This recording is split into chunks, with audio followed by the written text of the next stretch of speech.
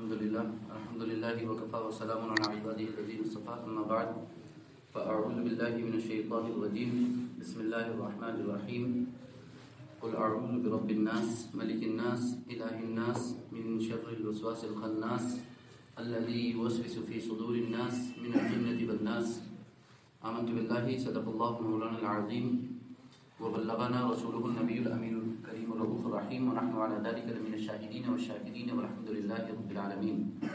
ہر درد کی دوا ہے صلی علی محمد، تعویذ ہر بلا ہے صلی علی محمد۔ درود پاک پڑھیں اللہم صلی علی سیدنا و مولانا محمد معدن الجود والکرم وآلہ وصحبہ وبارک وسلم۔ صلاۃ و سلام علیک یا رسول اللہ، صلاۃ و سلام علیک یا حبیب اللہ یا کریم اللہ وعلی آلہ وصحبہ یا شفیعنا عند اللہ۔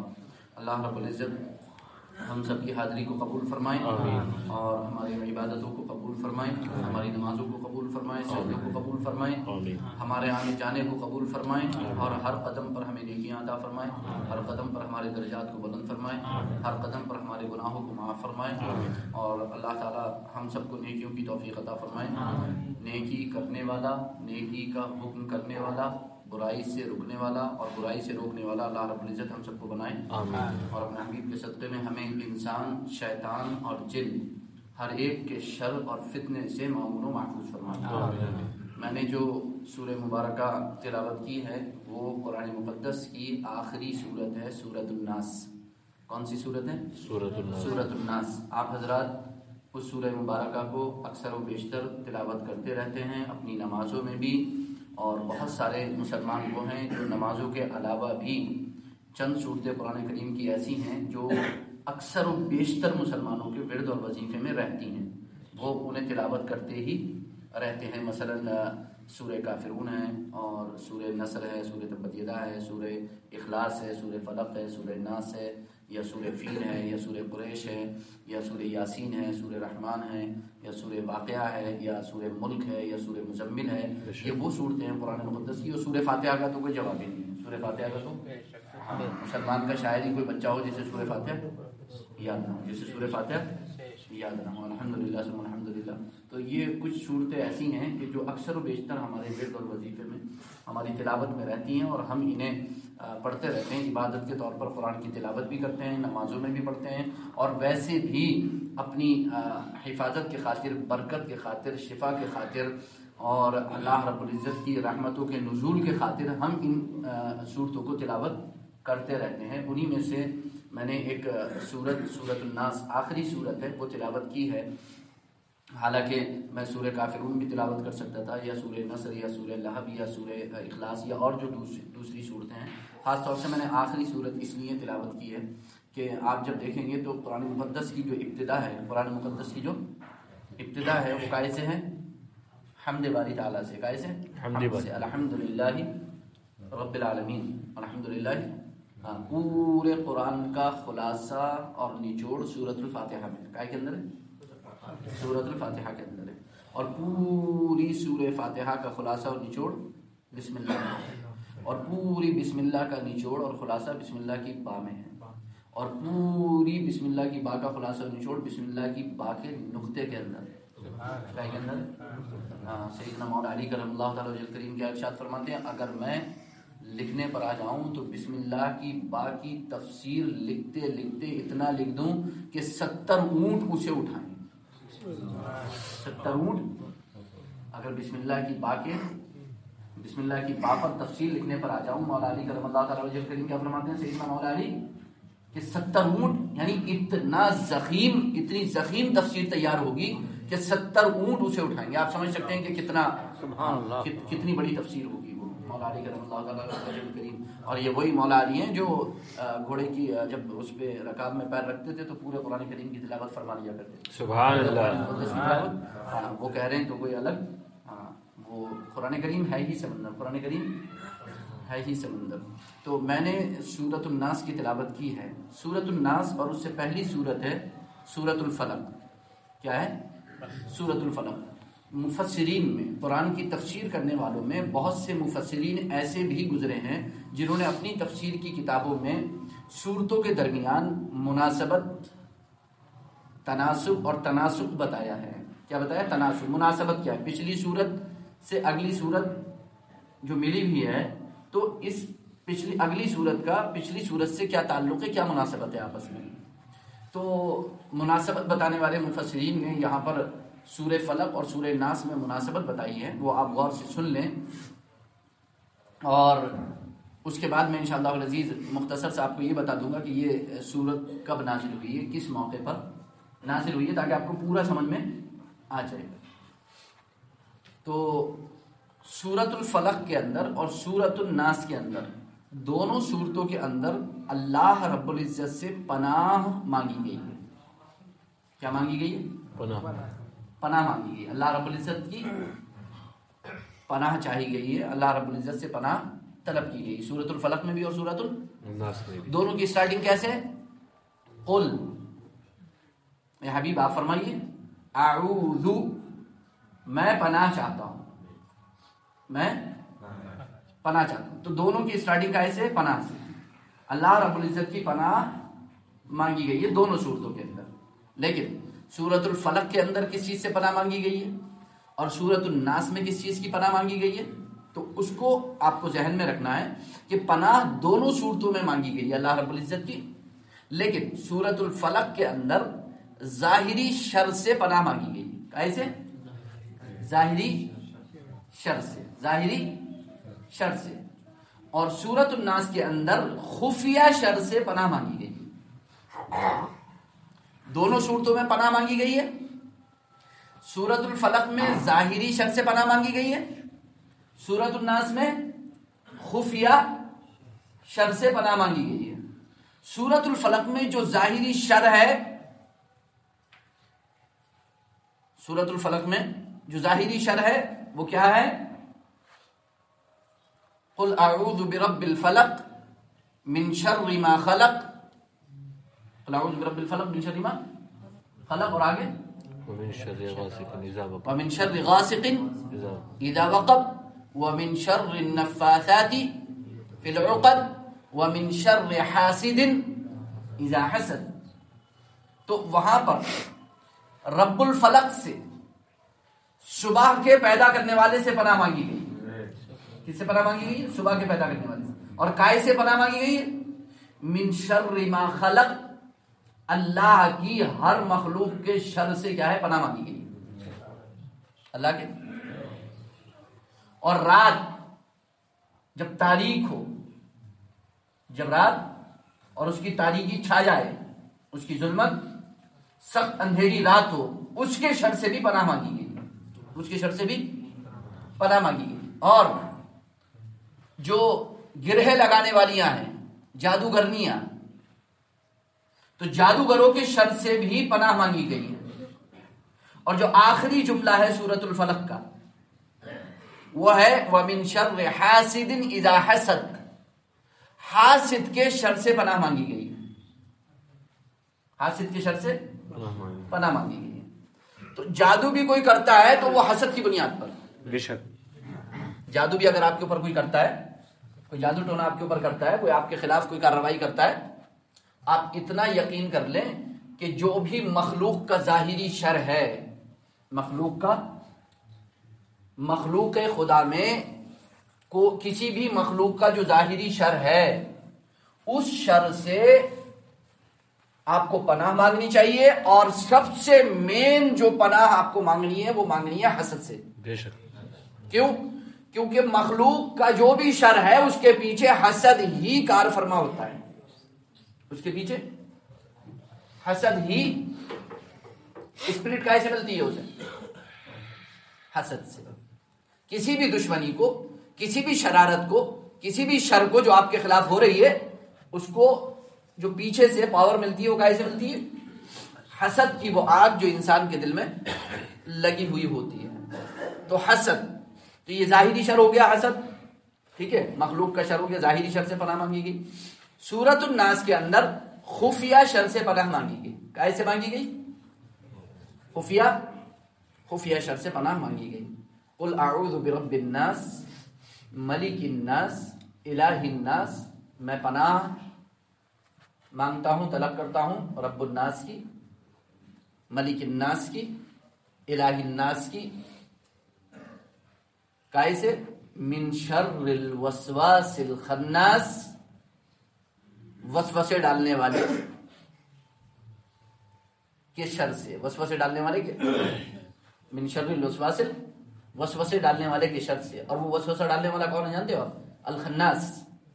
الخناس، خناس پتہ ہے کسے کہتے ہیں؟ خناس شیطان کو کہتے ہیں. لیکن وہ خناس کسے کہتے ہیں پتہ ہے؟ اس کا کام ہوتا ہے کہ وہ دبک کے رہتا ہے، چھپ کے رہتا ہے.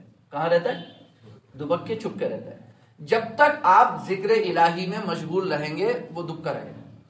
وہ آپ میں سے اور مجھ میں سے اگر کوئی یہ سمجھتا ہے کہ ہم اور آپ شیطان کے شر سے محفوظ ہیں تو یہ ہماری غلط فہمی ہے. اللہ جسے محفوظ رکھے وہ محفوظ ہے. ہاں، محفوظ کون ہے؟ جو ذکر الہی میں مشغول ہے، جو ذکر الہی میں مشغول ہے. کیونکہ جب تک انسان اللہ کی یاد سے غافل نہیں ہوتا تب تک یہ دبکا ہوا نکل کے باہر نہیں آتا. تب تک یہ دبکا ہوا نکل کے باہر نہیں آتا. الذی یوسوس فی صدور الناس، جو لوگوں کے دلوں میں کیا ڈالتا ہے؟ وسوسے ڈالتا ہے. لوگوں کے دلوں میں کیا ڈالتا ہے؟ اور یہ قائمے سے ہیں، یہ کون سی قسم میں سے ہے یہ وسوسے ڈالنے والے؟ من الجنۃ والناس، یہ جنات میں سے بھی ہیں اور انسانوں میں سے بھی. اللہ اللہ، بے شک، سبحان اللہ. اب یہ میں سمجھ رہے نا کہ صرف شیطان ہی، جن ہی آپ کے دل میں وسوسے ڈالتا ہے، بلکہ انسان بھی آپ کے دل میں وسوسے، انسان بھی آپ کے دل میں وسوسے ڈالتا ہے. وسوسہ، وسوسہ کسے کہتے ہیں؟ وسوسہ کہتے ہیں برے خیالات کو. وسوسہ کسے کہتے ہیں؟ وسوسہ کسے کہتے ہیں؟ برے خیالات. برے خیالات کو. یہ کس کی جانب سے ہوتا ہے؟ شیطان کی جانب سے. اسی کے مقابلے میں آتا ہے الہام. وسوسے کے مقابلے میں کیا آتا ہے؟ الہام. الہام کہتے ہیں اچھے خیالات کو. الہام کہتے ہیں اچھے خیالات کو. وہ کس کی جانب سے ہوتا ہے؟ فرشتوں کی جانب سے. وہ کس کی جانب سے ہوتا ہے؟ فرشتوں کی جانب سے. تو ہمارے دل میں جو خیالات آتے ہیں وہ دو طرح کے، ایک اچھے اور ایک اچھے خیالات کا نام الہام، اور برے خیالات کا نام وسوسہ. وسوسہ شیطان کی جانب سے اور الہام فرشتوں کی جانب سے. جب ہمارے دل میں برا خیال آئے یعنی وسوسہ پیدا ہو تو ہمیں کیا کرنا چاہیے؟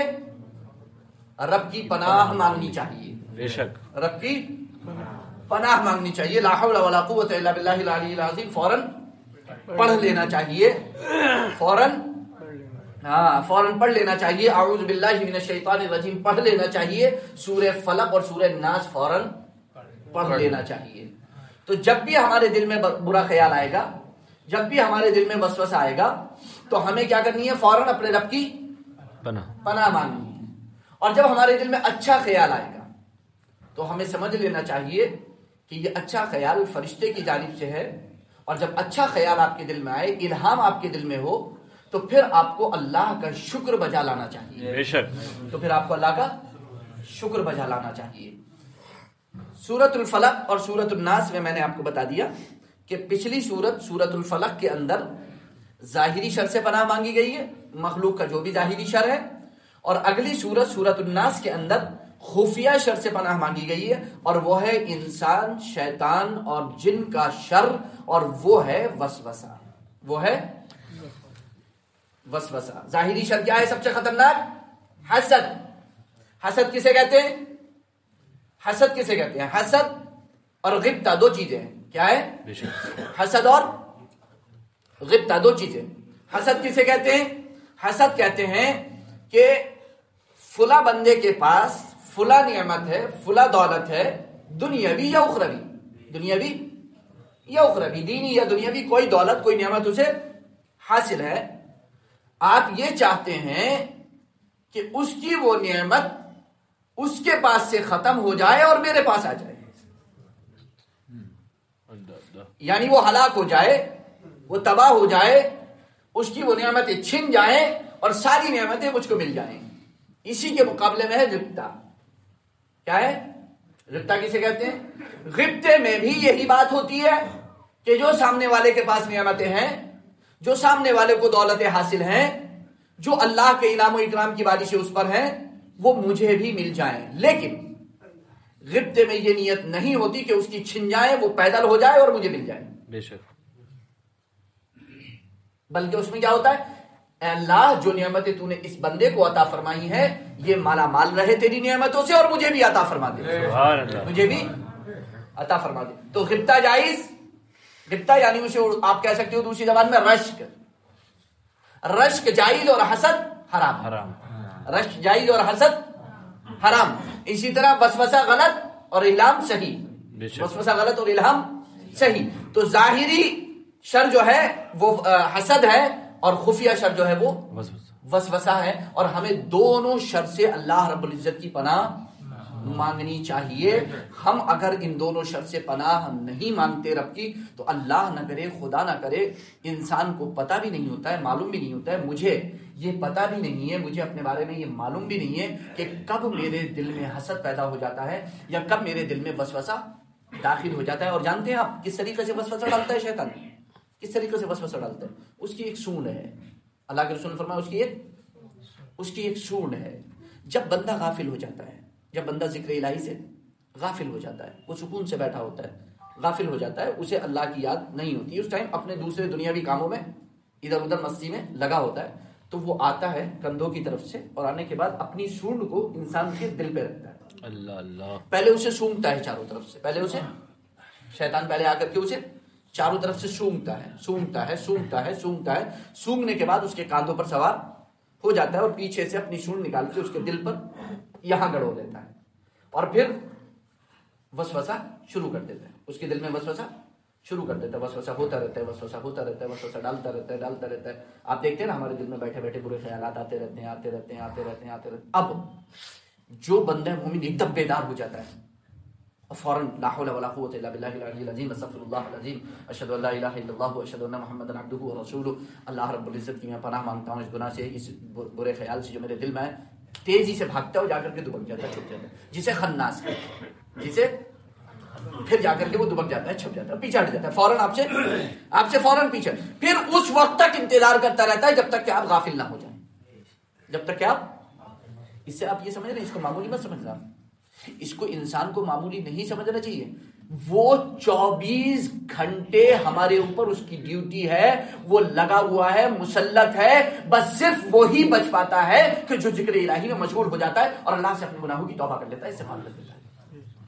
لیکن جو ان خیالات کی طرف، برے خیالات یعنی وسوسے کی طرف توجہ دینا شروع کر دیتا ہے، وسوسوں کے پیچھے چلنا شروع کر دیتا ہے، وسوسوں کو فالو کرنا شروع کر دیتا ہے اور جانے انجانے شیطان کے شر سے اور اس کے بہکاوے سے وہ اس لہر کے ساتھ کیا ہے، پھسلتا چلا جاتا ہے، پھر وہ کبھی واپس نہیں آتا مگر یہ کہ اللہ رب العزت ہی اسے اپنی پناہ میں لے لے، اللہ رب العزت ہی اسے اپنے پناہ میں، کیونکہ شیطان کا جو وسوسہ ہے وہ بہت ہی خطرناک ہے، اس کا جو وسوسہ ہے وہ بہت ہی، آپ یہ نہ سمجھے کہ وہ وہاں بیٹھ کر کے آپ کو وسوسہ کرتا ہے، وہ یہاں دل پہ آپ کے سونڈ رکھ کر کے آپ کو وسوسہ ڈالتا ہے۔